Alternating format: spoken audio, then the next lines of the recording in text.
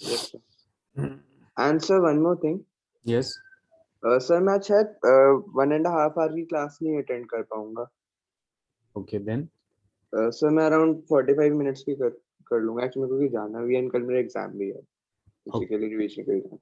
Okay okay, तो हम लोग ना सैटरडे संडे में क्लास में रख रहा हूँ सर से, मैंने बात कर ली ओके है. Sir. Yes sir, yes sir, no issues. ठीक है, तो वो लेना जरूरी है क्लास.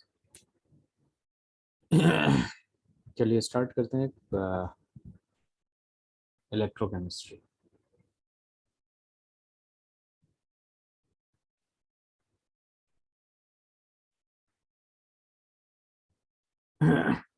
अच्छा, आपकी क्लास जो होगी सिलेबस खत्म होने के बाद एक क्लास में टेस्ट होगा और एक क्लास में जो भी डाउट्स होंगे वो क्लियर होंगे. ठीक है, ओके क्लास सर. ऑफ नहीं होंगी. चलिए तो इलेक्ट्रोकेमिस्ट्री की बात करते हैं. तो यहाँ पे बेसिकली हम देखेंगे कि इलेक्ट्रोकेमिस्ट्री में क्या होता है कि inter conversion of chemical energy and electrical energy होता है. तो हम यहाँ लिख सकते हैं स्टडी ऑफ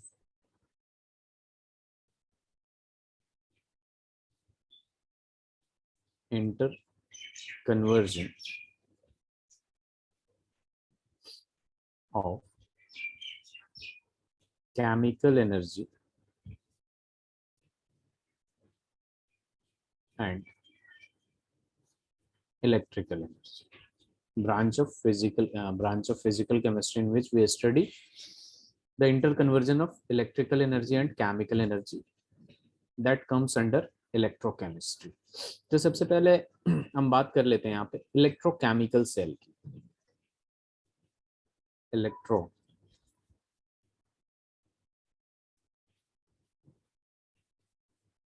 सेल. अब ये जो इलेक्ट्रोकेमिकल सेल होता है आपका, ये दो टाइप का होता है. एक होता है आपके पास गैल्वेनिक या फिर वोल्टेइक सेल,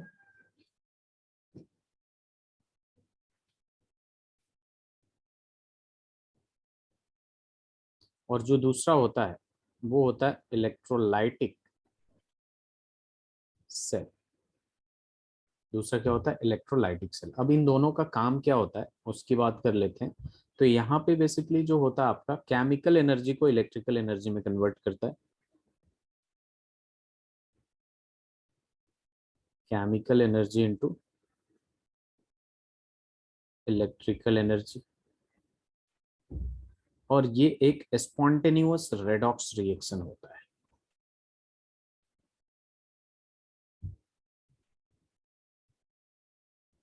और वही बात करें इलेक्ट्रोलाइटिक सेल की, तो ये उल्टा होता है, इलेक्ट्रिकल एनर्जी को केमिकल एनर्जी में कन्वर्ट करता है.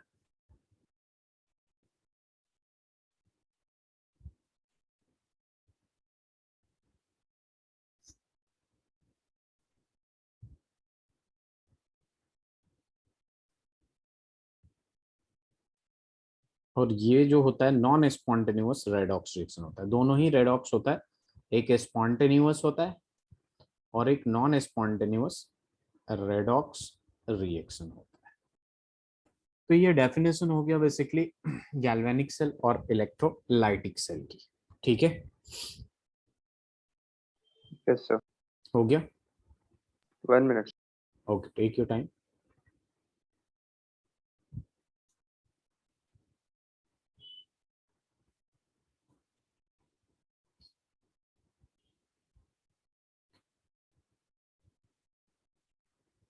Yes sir.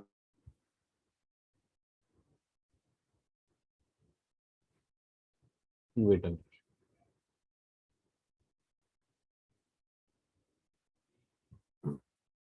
अब देखिए यहाँ पे बात करेंगे हम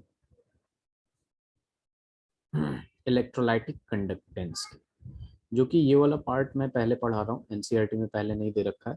ये फिजिक्स से रिलेटेड है आपका. ठीक है, इलेक्ट्रोलाइटिक कंडक्टेंस. तो यहाँ डेफाइन वगैरह डेफिनेशन वगैरह भी लिखने की जरूरत नहीं है. जो जो टर्म है वो लिख रहा हूँ और मैं उसे एक्सप्लेन करूंगा. रेजिस्टेंस पता है आपको? Yes sir. करंट को रोकना. Property of conductor which resist the flow of electron, उसे रेजिस्टेंस कहते हैं. और इसका एसआई यूनिट भी पता है आपको क्या होता है? Ohm. Ohm. SI unit is ohm. ठीक है, और formula R is equal to V upon I। इसको हम लोग ये भी कह सकते हैं वोल्ट पर एम्पेयर, कह सकते हैं ना। Yes sir. उसके बाद बात करते हैं हम रेजिस्टेंस के बाद कंडक्टेंस की। कंडक्टेंस जो होता है बेसिकली इसको G से रिप्रेजेंट करते हैं हम लोग। कंडक्टेंस को किससे रिप्रेजेंट करते हैं? G से रिप्रेजेंट करते हैं, और ये इनवर्सली प्रोपोर्शनल टू रेजिस्टेंस होता है, ठीक है। property of conductor which helps in conductance that is called which help in conductivity is called conductance, ठीक है। और इसकी जो SI यूनिट की बात करेंगे या यूनिट की बात कर लेते हैं यहाँ पे, ठीक है। तो यूनिट जो होगा, unit of G that means conductance is mho कहते हैं इसको, या फिर महो कहेंगे, या फिर पहले ये वाला लिख देता हूँ जो कि आपको इजिली समझ में आएगा, पर ओम कह सकते हैं, या फिर इसको हम महो भी कहते हैं, या फिर इसको हम सीमेंस भी कहते हैं, SIEMENS, एस से रिप्रेजेंट करते हैं। पर ओम को ऐसे भी रिप्रेजेंट कर सकते हैं आप, कर सकते हैं ना। Yes sir. तो ये है कंडक्टेंस।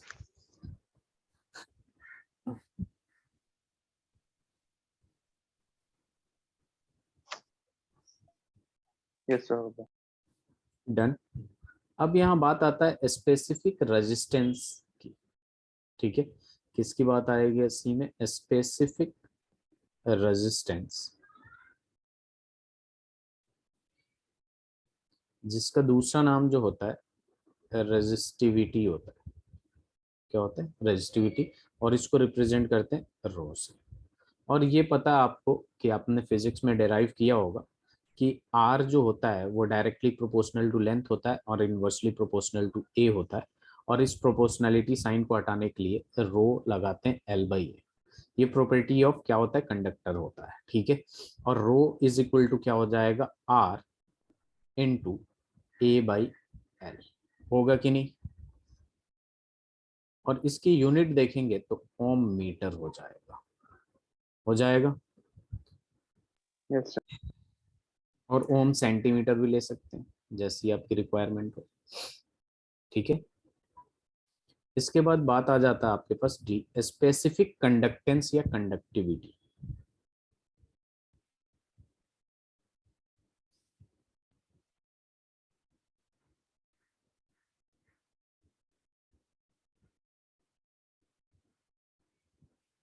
और इसको रिप्रेजेंट करते हैं हम लोग कप्पा से, और ये इसका इनवर्स होता है। तो हम यहाँ लिख सकते हैं kappa is equal to 1 upon rho. Kappa is equal to 1 upon rho. ये ऊपर वाला लिख लिया आपने स्पेसिफिक रेजिस्टेंस।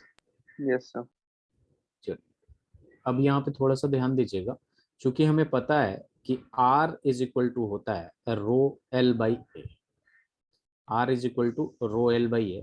तो क्या मैं इसको ऐसे लिख सकता हूँ? 1 upon rho is equal to L/A होगा। 1 upon rho is equal to 1/R into L/A लिख सकता हूँ। रेसिप्रोकल ले लिया और इधर उधर मल्टीप्लाई कर दिया। इसका यस रेसिप्रोकल सर। हाँ लेंगे, सर। ये ऊपर जाएगा तो ये ऐसे आ जाएगा। अब यहाँ पे देखिए 1/रो जो है बेसिकली इस, ये तो कप्पा के बराबर होता है, और 1/R जो है वो G के बराबर होता है, और L/A जो होता है ना, ये इसको हम लोग बोलते हैं सेल कांस्टेंट। क्या बोलते हैं? Cell constant. Length of the wire upon area of the wire is called cell constant, जिसको स्टार से रिप्रेजेंट करते हैं। और इसका यूनिट पर मीटर होगा, क्योंकि नीचे मीटर स्क्वायर है ऊपर मीटर है। तो ये kappa is equal to G into G star हो जाएगा, ठीक है। Yes sir. तो इसे लिख लीजिए। अब इसकी यूनिट की जब बात करेंगे, यूनिट ऑफ कप्पा, ठीक है। तो ये क्या हो जाएगा? पर ओम पर सेंटीमीटर। हाँ, सक्षम। Yes sir. हाँ, ये अभी इलेक्ट्रोकेमिस्ट्री चल रहा है। सैटरडे संडे में भी यही चलेगा और ये कंप्लीट होगा। उसके बाद आप मतलब क्लास ज्वाइन कर सकते हैं आप। और उसके बाद एक जो 2 क्लासेस होती थी वीकली अपनी, एक में टेस्ट होगी और एक में आपकी रिवीजन या फिर डाउट वगैरह क्लियर होगा। ठीक है, क्लासेस चलती रहेंगी। ओके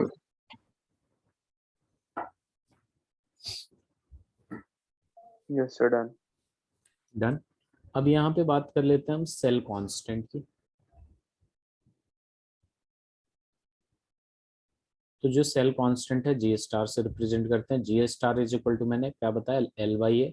ठीक है, और इसमें अगर यूनिट की बात करें तो यूनिट पर सेंटीमीटर हो जाएगा या फिर पर मीटर हो जाएगा। इसे लिख लीजिए।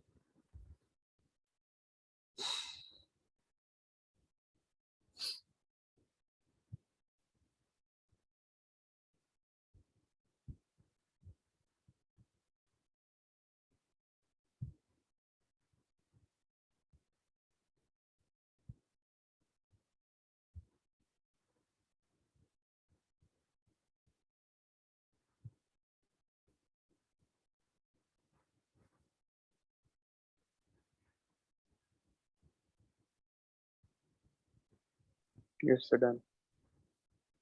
हो गया। वेट,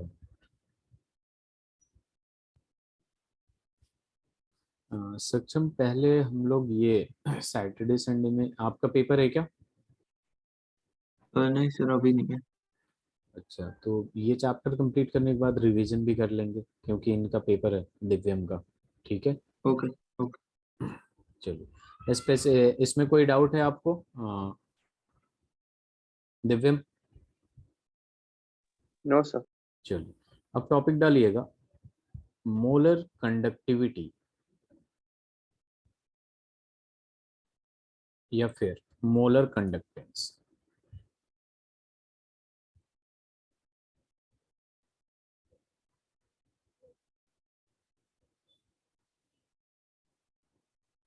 अब यहाँ देखिए, मोलर कंडक्टिविटी और मोलर कंडक्टेंस की बात कर रहे हैं तो इसको लैम्डा एम या फिर म्यू से भी रिप्रेजेंट करते हैं। ठीक है, मोलर कंडक्टिविटी को सबसे पहले इसे डिफाइन कर लेते हैं, तो डेफिनेशन साथ साथ में लिखिएगा। It is defined as the conductance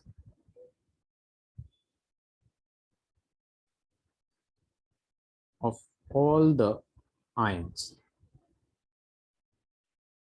produced by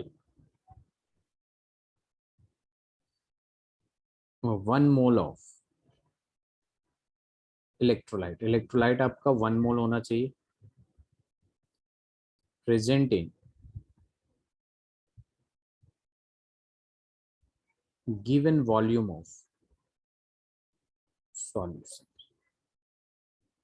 तो यहाँ पे lambda M is equal to क्या हो जाएगा, कप्पा इंटू वी। जितना ज्यादा वॉल्यूम होगा, जितना ज्यादा डाइल्यूशन होगा, जो इलेक्ट्रोलाइट के पार्टिकल्स होंगे, आयंस दूर दूर होंगे, उतना ही तेजी से मूव करेंगे, तो कंडक्टेंस उतना ही ज्यादा बढ़ेगा। तो यहाँ पे आ जाएगा कंडक्टेंस, कप्पा क्या है आपके पास, कंडक्टेंस है, और वी जो है आपका वो क्या है, आपका वॉल्यूम है। ठीक है, तो इसे लिख लीजिए।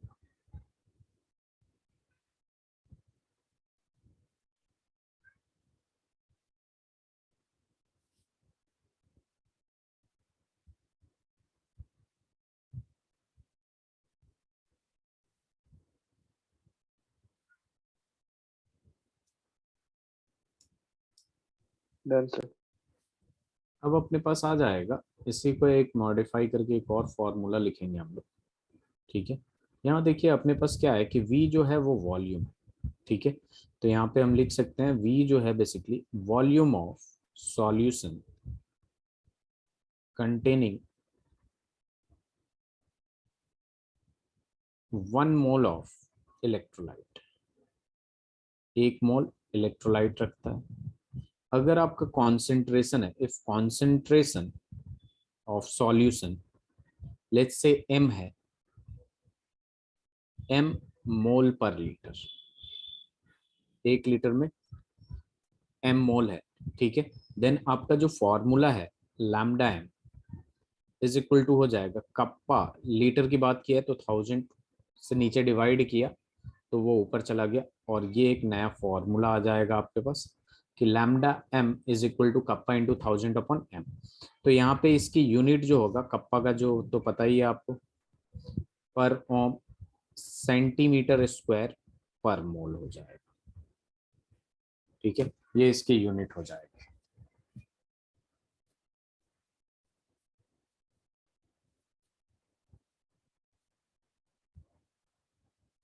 सक्षम, आपने रिवीजन शुरू कर दिया? Yes sir, biomolecule. Biomolecule, okay.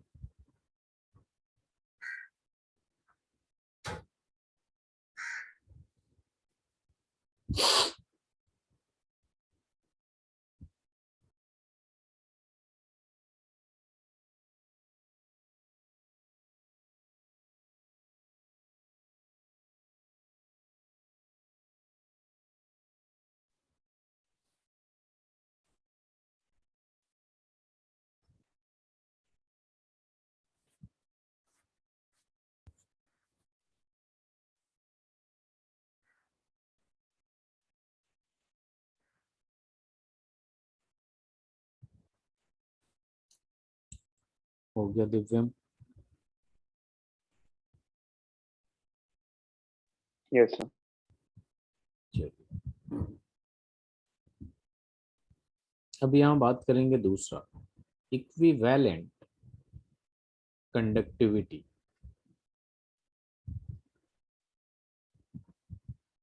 और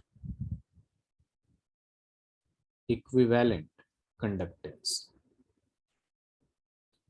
वहां मोल की बात हो रही थी, मोलारिटी की बात हो रही थी, यहाँ इक्विवेलेंट की बात हो रही है जो सॉल्यूशन में हमने पढ़ा था, याद है कुछ? लैम्डा ई क्यू से रिप्रेजेंट करते हैं। तो इसमें भी इसी तरीके से एक डेफिनेशन लिख लीजिएगा। It is defined as the conductance of all ions produced by, वहां पे 1 मोल था, यहाँ पे ग्राम इक्विवेलेंट लेंगे क्योंकि इक्विवेलेंट की बात हो रही है। 1 ग्राम इक्विवेलेंट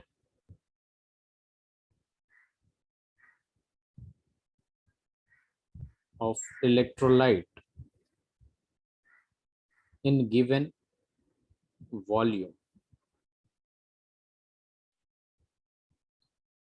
of solution। तो यहाँ पे देखिए अपने पास क्या आएगा, lambda E Q is equal to kappa into volume. फिर अगेन वही आपका V जो है आपके पास volume of solution containing 1 gram equivalent of electrolyte. तो N के लिए ले लेंगे if concentration of solution is N gram equivalent per liter, then आपके पास सेम फॉर्मूला आ जाएगा, lambda E Q is equal to kappa into 1000 upon में आ जाएगा, और इसकी जो यूनिट होगी आपके पास, वहां पे पर ओम था, पर ओम था, मोल था तो यहाँ पे क्या आ जाए, सेंटीमीटर स्क्वायर, सेंटीमीटर स्क्वायर पर मोल था तो पर इक्विवेलेंट आएगा इसका यूनिट। इसे ध्यान में रखिएगा।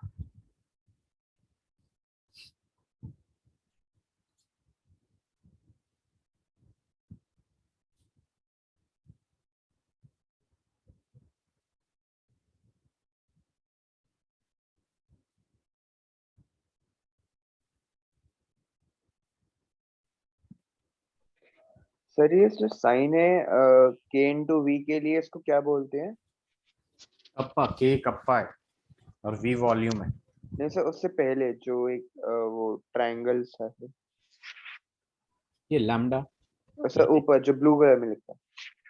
लैम्डा ही होता है। Wait a minute,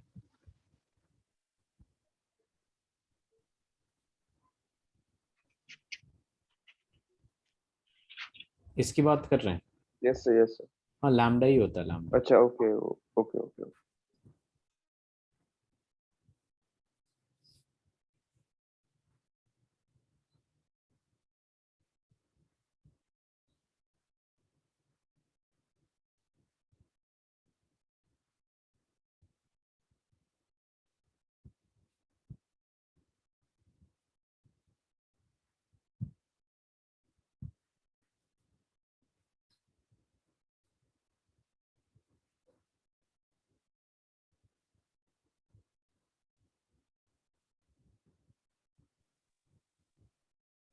done. 1 second sir.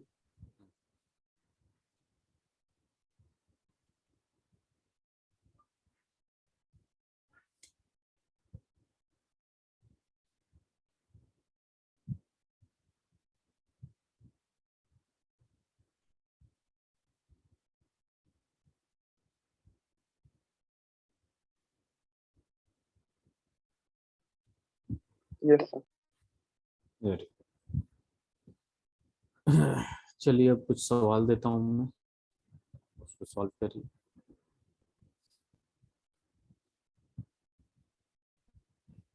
इन्हीं फॉर्मूले से सॉल्व होगा। The resistance of 1N solution of salt is 50 ohm.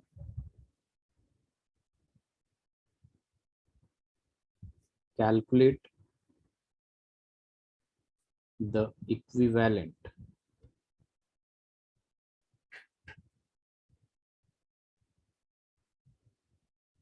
conductance of the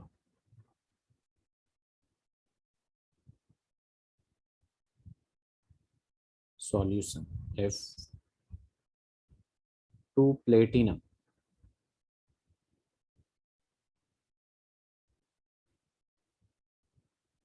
electrodes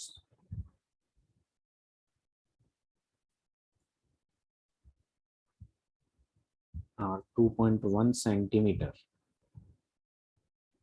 apart, each having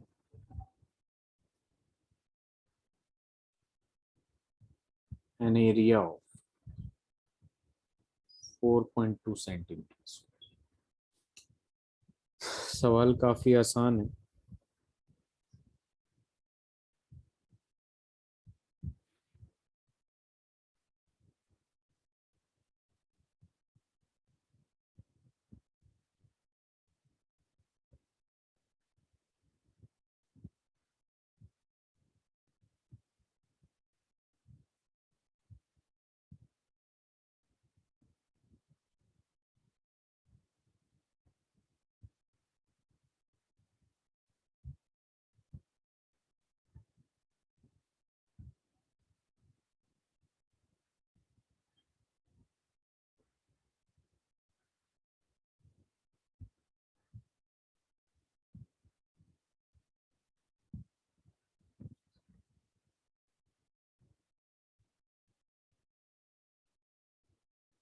sir 10।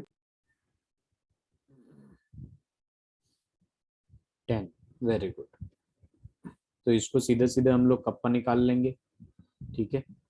Kappa निकालने के बाद हम सीधे सीधे ये क्या निकाल लेंगे, इक्विवेलेंट कप्पा इंटू 1000 अपॉन में n। तो हमें बस कप्पा चाहिए था, कप्पा निकालने के बाद वैल्यू रख देंगे तो इजीली हो जाएगा दिव्यम।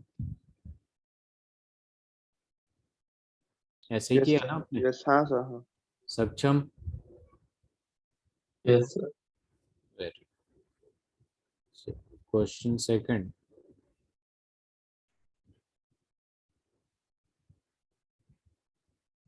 आपका प्री बोर्ड हो गया सक्षम? सर अभी। Which of the following have maximum molar conductivity? कब से है पेपर? सर अभी कुछ। 0.08 m solution and its specific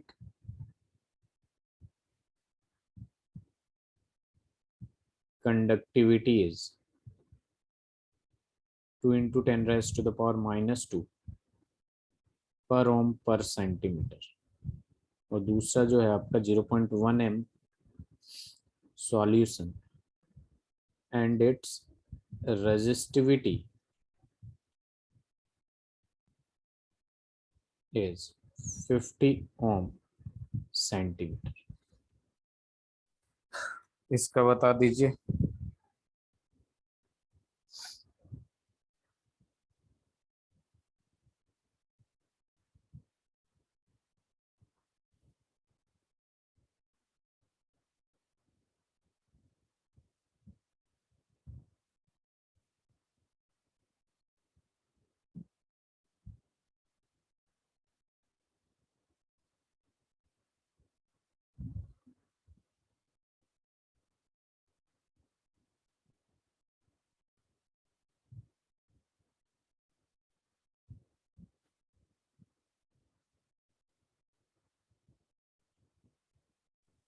sir first part का 250 एंड सेकंड पार्ट का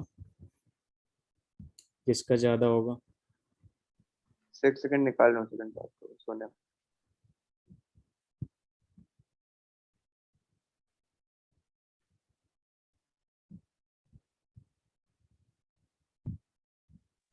सर सेकंड का 200 है, सो फर्स्ट का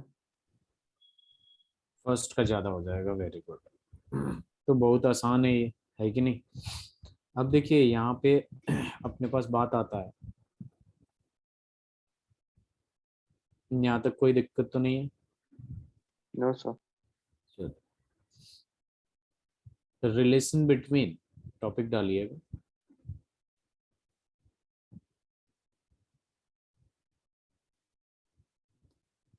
equivalent conductivity and molar conductivity. आपको पता है कि molar conductivity is equal to kappa into 1000 divided by m होता है, और equivalent conductivity is equal to kappa into 1000 divided by n होता है। और हमें ये भी पता है कि normality is equal to valence factor, और you can say valency factor into molarity होता है। तो यहाँ पे बेसिकली अगर सॉल्व करेंगे हम, तो equivalent conductivity is equal to molar conductivity upon valence factor हो जाएगा। ये रिलेशन है, इसे आपको ध्यान में रखना है।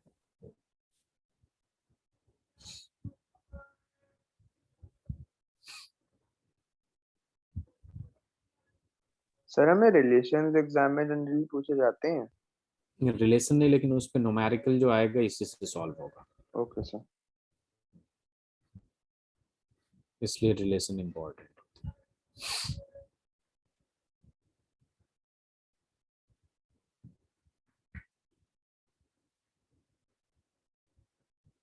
Finally got a job.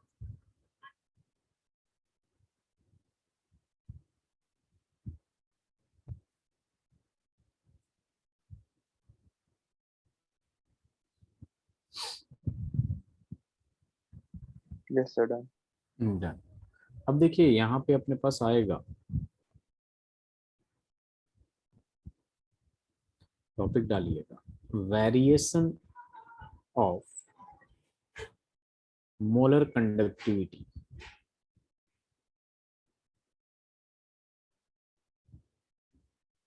And equivalent conductivity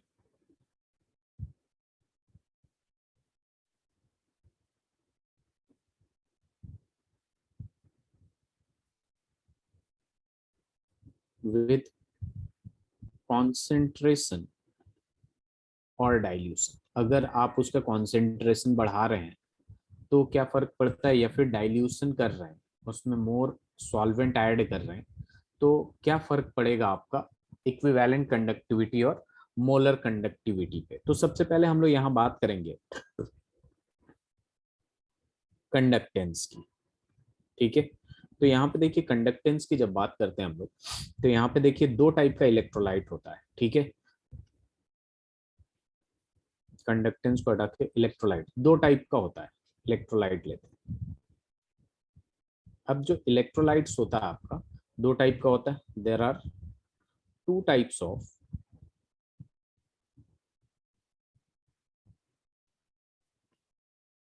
electrolytes. दो टाइप का इलेक्ट्रोलाइट होता है। अब देखिए इससे क्या फर्क पड़ता है दो टाइप का इलेक्ट्रोलाइट होने से। यहाँ पे अगर मैं बोलूं डाइल्यूशन कर रहा हूँ, डाइल्यूट कर रहा हूँ, इसका मतलब कॉन्सेंट्रेशन डिक्रीज कर रहा हूँ या नहीं, हाँ या ना। Yes sir. जैसे मान लीजिए मैंने यहाँ पे डाइल्यूशन इंक्रीज कर दिया, यानी इसमें सॉल्वेंट ज्यादा ऐड कर दिया, तो जो सॉल्यूशन होगा वो कॉन्सेंट्रेटेड नहीं रहेगा, तो यानी बेसिकली कॉन्सेंट्रेशन जो है आपका वो डिक्रीज होगा कि नहीं। बात को समझिएगा सही से, ना समझ में आया दोबारा पूछ लीजिएगा। वाटर ऐड किया तो कॉन्सेंट्रेशन, कॉन्सेंट्रेशन का मतलब ये होता है सॉल्यूट की बात होती है, तो with respect to solvent solute decrease हो जाएगा कि नहीं, क्योंकि सॉल्वेंट ऐड हो रहा है। हाँ सर। ठीक है, तो यहाँ पे जैसे जैसे आपने डाइल्यूशन किया तो यहाँ पे जो मॉलिक्यूल्स होंगे, आयंस होंगे इलेक्ट्रोलाइट के, वो दूर दूर भागेंगे। तो यहाँ पे फोर्स ऑफ अट्रैक्शन जो होगा, या फिर फोर्स ऑफ अट्रैक्शन पे पहले नहीं आते, वॉल्यूम जो होगा वो क्या होगा, वॉल्यूम इंक्रीज करेगा कि नहीं। वॉल्यूम इंक्रीज करेगा तो जो कंडक्टेंस होगा बेसिकली वो क्या होगा, वो भी इंक्रीज करेगा। ये बात समझ रहे हैं आप। अब ये कंडक्टेंस इंक्रीज क्यों करता है, ठीक है, तो यहाँ पे ध्यान दीजिएगा। इलेक्ट्रोलाइट ये वाला बात समझ में आया कि नहीं, ये बताइए पहले।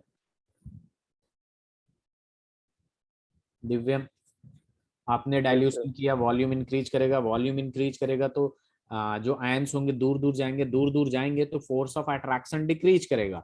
अगर फोर्स ऑफ अट्रैक्शन डिक्रीज हुआ तो वो इजीली इधर उधर मूव कर पाएंगे या नहीं, यस और नो। हाँ सर।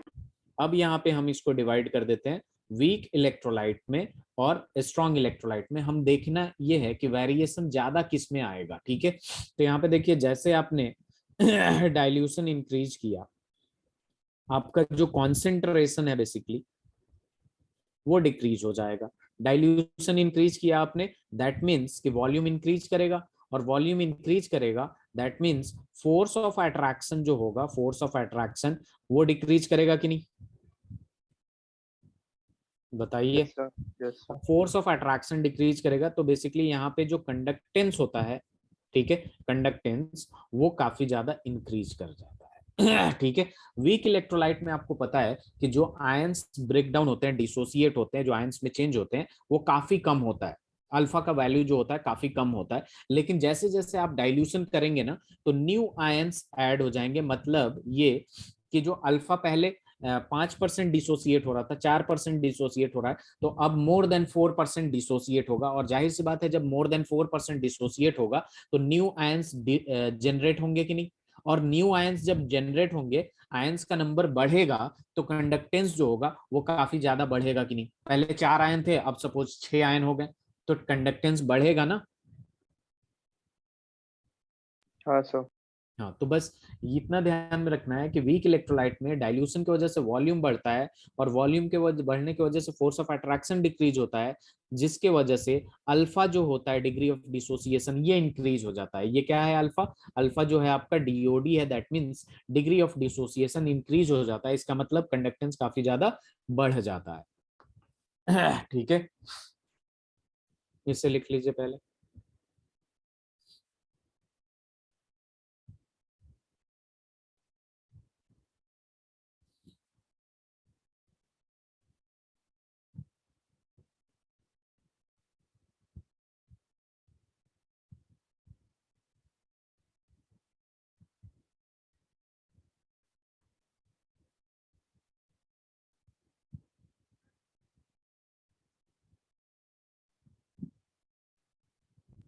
यस सर, लिख दो। Very good.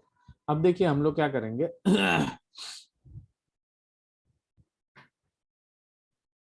अब स्ट्रॉन्ग इलेक्ट्रोलाइट की बात करते हैं। स्ट्रॉन्ग इलेक्ट्रोलाइट तो आपका 100% डिसोसिएट हो जाता है, यस और no. Strong electrolyte almost 100% dissociate हो जाता है। हाँ सर। तो यहाँ पे जब डाइल्यूशन आप करेंगे तो आपका वॉल्यूम क्या होगा, इंक्रीज होगा। वॉल्यूम इंक्रीज होगा तो फोर्स ऑफ अट्रैक्शन जो होगा वो डिक्रीज होगा, लेकिन यहाँ नए आयंस नहीं आएंगे, ठीक है। तो यहाँ पे बस फोर्स ऑफ अट्रैक्शन डिक्रीज होगा, जिसकी वजह से वो काफी इजीली मूव कर पाएगा, तो कंडक्टेंस क्या हो जाएगा, इंक्रीज हो जाएगा। यहाँ पे नोट डाल के पॉइंट ये लिखना है कि जब डाइल्यूशन हम लोग करते हैं तो आपका जो इफेक्ट होता है वो वीक इलेक्ट्रोलाइट पे ज्यादा होता है as compare to strong electrolyte. तो यहाँ लिख देता हूं मैं, effect of dilution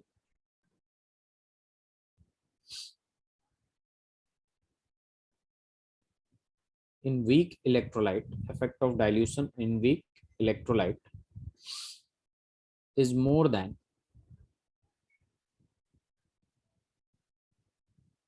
that of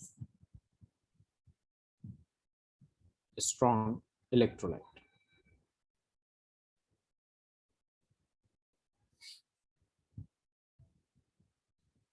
तो यहाँ पे बेसिकली किया क्या हमने, डाइल्यूशन इंक्रीज किया है, कंडक्टेंस दोनों में इंक्रीज हुआ है, लेकिन कंडक्टेंस ज्यादा किस में इंक्रीज होता है, weak electrolyte.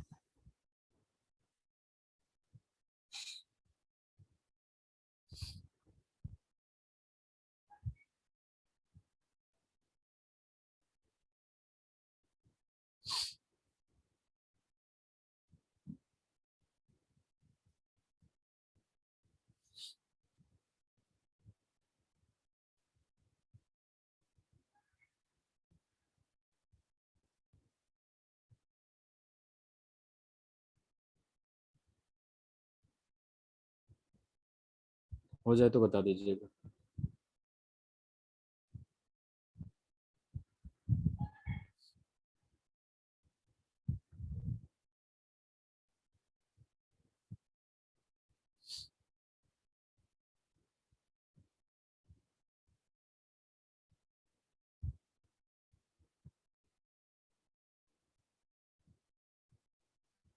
Done sir.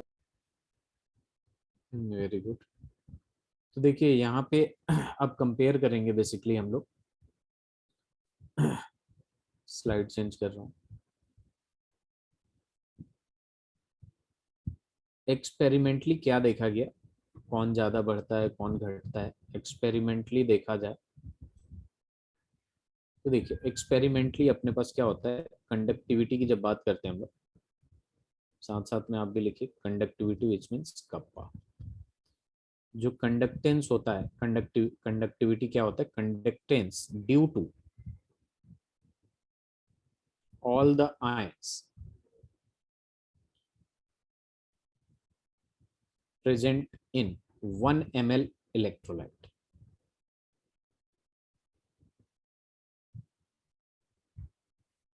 Conductance due to all the ions present in 1 ml electrolyte. अब देखिए यहाँ पे क्या होगा,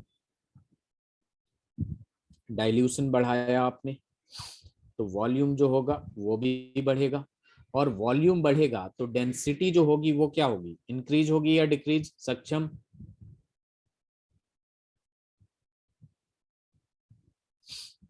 डेंसिटी ऑफ आयंस वो क्या हो जाएगा, डिक्रीज हो जाएगा, ठीक है।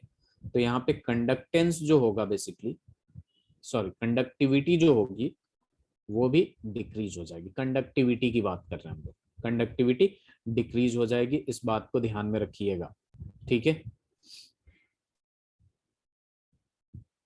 वेदर इट इज वीक और स्ट्रॉन्ग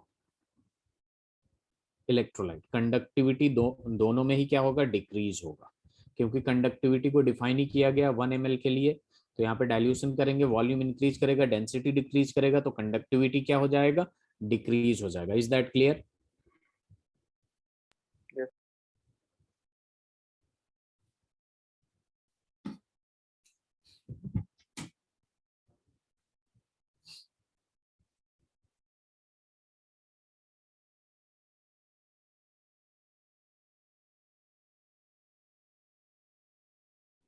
हो गया। 1 सेकंड।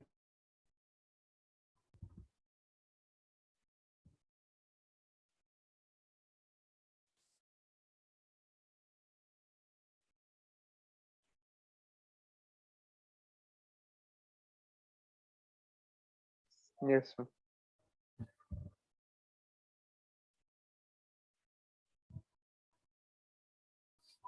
अब यहाँ पे बात करेंगे हम लोग, sir yes sir new topic है।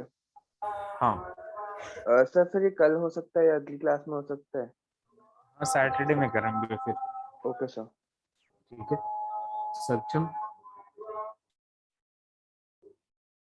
चलिए ठीक है देख रहे हैं। Okay yes sir.